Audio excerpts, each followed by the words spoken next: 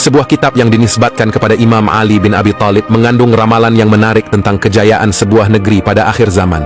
Kitab ini, yang dikenal dengan nama Al-Jifr Azam, memuat berbagai ciri dan petunjuk yang menggambarkan negeri tersebut. Ternyata negeri yang dimaksud adalah Indonesia. Kami akan ulas secara mendalam di video ini, termasuk membandingkan dengan kitab kuno yang lain. Semoga informasi ini bermanfaat untuk Anda. Yuk, kita mulai videonya. Assalamualaikum warahmatullahi wabarakatuh. Sobat channel Kabar Langit, Imam Ali bin Abi Thalib adalah seorang tokoh yang sangat dihormati dalam Islam. Kitab Al-Jifr Azam yang dinisbatkan kepadanya diyakini berisi berbagai ramalan dan pengetahuan spiritual.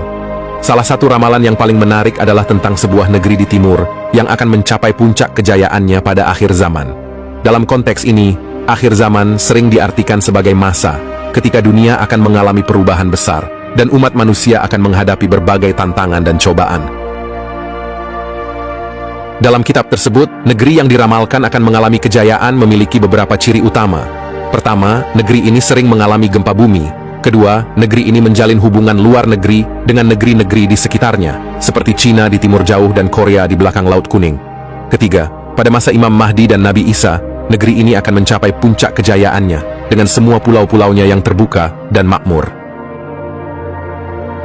Gempa bumi adalah salah satu ciri khas negeri ini, menunjukkan bahwa negeri ini berada di wilayah yang aktif secara geologis. Hubungan diplomatik dengan Cina dan Korea menunjukkan bahwa negeri ini memiliki posisi strategis dan penting dalam peta geopolitik regional. Kejayaan yang diramalkan akan terjadi pada masa Imam Mahdi dan Nabi Isa mengindikasikan bahwa negeri ini akan memainkan peran penting dalam peristiwa-peristiwa besar yang akan datang. Pulau-pulau yang dimiliki negeri ini akan menjadi pusat kemakmuran dan keberkahan.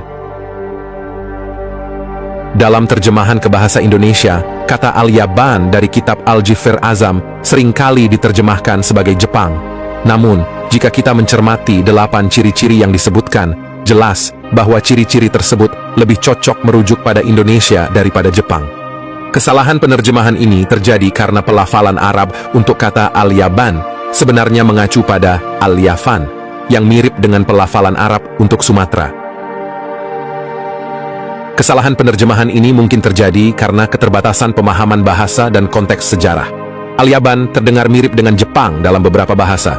Namun jika kita telusuri lebih dalam, kita akan menemukan bahwa ciri-ciri yang disebutkan lebih cocok untuk Indonesia. Hal ini menggarisbawahi pentingnya memahami konteks dan nuansa bahasa dalam menerjemahkan teks-teks kuno. Transliterasi dan pelafalan yang tepat sangat penting untuk menghindari kesalahpahaman. Pelafalan kata Al-Yaban oleh orang Arab merupakan adaptasi dari nama-nama pulau dalam bahasa Sanskerta. Nama Swarnadwipa untuk Pulau Sumatera, misalnya, diucapkan oleh orang Arab sebagai Suarandip. Bukti peta kuno dari Belanda menunjukkan daerah bernama De Japan di Pulau Jawa, yang lebih mendekati nama Jepang. Penemuan ini menunjukkan adanya adaptasi dan transliterasi nama-nama pulau dalam sejarah.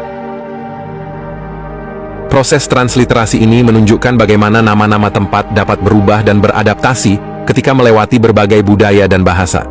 Dalam kasus ini, nama Swarnadwipa menjadi Suarandip dalam bahasa Arab. Penemuan peta kuno yang menyebut daerah di Jawa sebagai De Japan menambah bukti bahwa ada kesamaan pelafalan yang mungkin telah disalahpahami sebagai Jepang. Ini menggarisbawahi pentingnya memahami sejarah linguistik dan adaptasi budaya dalam menginterpretasikan teks-teks kuno.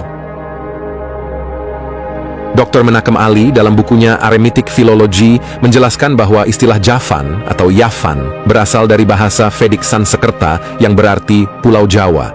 Donald McLean Campbell dalam bukunya Java, Past and Present juga menyebutkan bahwa istilah ini telah digunakan sejak lama untuk merujuk pada Pulau Jawa.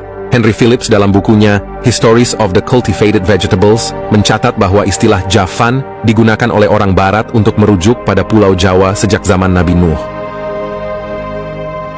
Buku-buku ini memberikan pandangan yang mendalam tentang asal-usul dan penggunaan istilah Javan atau Yavan.